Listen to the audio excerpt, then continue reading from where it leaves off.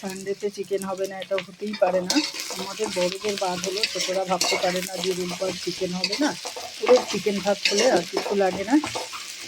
এই যে এবার দেখুন আমি পেঁয়াজগুলোকে গরম মশলা, জিরে, তেজপাতা ফোড়ন দিয়ে আর পেঁয়াজটাকে সুন্দর করে ভেজে নিচ্ছি, ঝিরি করে কেটেছি। আর এদিকে চিকেনটা দেখুন জলটা ঝরানোর জন্য আমি কিন্তু স্ট্যান্ডের উপরে রেখেছি। ওর গায়ের জলটা ঝরে গেলে না কষানোটাও কিন্তু তাড়াতাড়ি হয়। আর এইদিকে আমি পেস্ট করে নিয়েছি আদা, রসুন আর একটুখানি আমি আজকে কিন্তু চালমগজ বাটা দিয়েছি, চালমগজ দিয়েছি।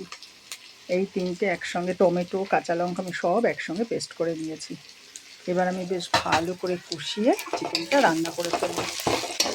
আর সবশেষে একটুখানি ঘি, গরম মশলা, সামান্য একটু মিষ্টি, এগুলো তো থাকবেই।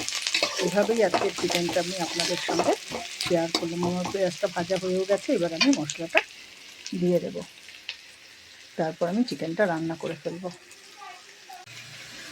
দেখুন চিকেনটা কিন্তু কত সুন্দরভাবে কষানো হয়ে গেছে। চিকেন রান্নার সময় না যে পরিমাণ জিনিসটা থাকে তার থেকে একটু বড়ো জিনিস নিলে কিন্তু নাচতে চাচতে সুবিধা হয় এবং সেটাতে ভালোও হয়।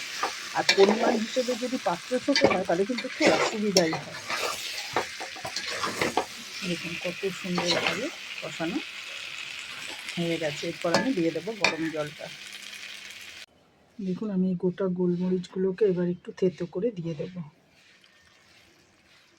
এইরকমভাবে থেতো করে করে মশলা দিয়ে চিকেন খাওয়ার একটা টেস্টই আলাদা। আজকে আমি কিন্তু পেঁয়াজগুলোকে কিন্তু এই জন্য আজকে বেটে নিইনি, আমি পুরো এই করে নিয়েছি। এবার আমি আরেকটু কষিয়ে জল দিয়ে চিকেন রেডি হয়ে যাবে।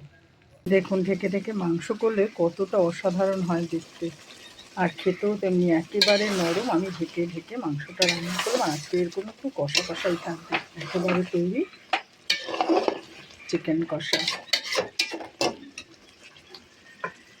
এটাই আজ আমি আপনাদের সঙ্গে শেয়ার করলাম। যদি ভালো লেগে থাকে অতি অবশ্যই লাইক, কমেন্ট, শেয়ার করবেন। ইউটিউব চ্যানেলটা ফলো করলে অতি অবশ্যই সাবস্ক্রাইব করে দেবেন। আবার আপনাদের সঙ্গে দেখা হবে আমার একটা অন্য রান্নায়। চিকেন একদম রেডি। এবার সব শেষে দিয়ে দিচ্ছি সামান্য একটু ঘি। আর আমি কিন্তু কসুরি মেথি পাতাটাও দিয়ে দিয়েছি।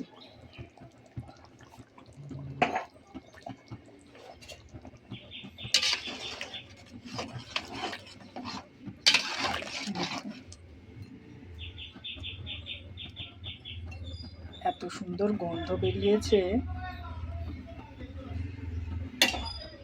একেবারে রেডি হয়ে গেল।